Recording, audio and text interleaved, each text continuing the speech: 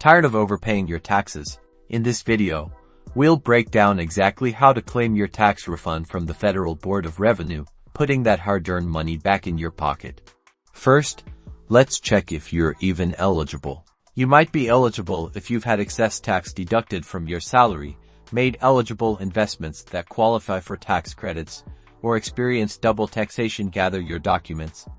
You'll need your CNIC, proof of income like your salary slip or bank statements, investment records, and any other documents relevant to your tax deductions or credits. Now, head over to the FBR's website. You will need to file your income tax return first, then look for the refund claim option within your account. Carefully fill out the online form, providing all the necessary details and the exact refund amount you are claiming. Double-check everything before submitting.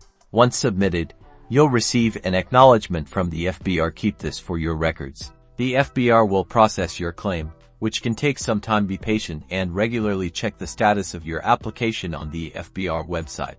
Once approved, your refund will be directly deposited into your bank account. Congratulations, you got your tax refund. Don't forget to like and subscribe for more helpful tips on navigating the Pakistani tax system.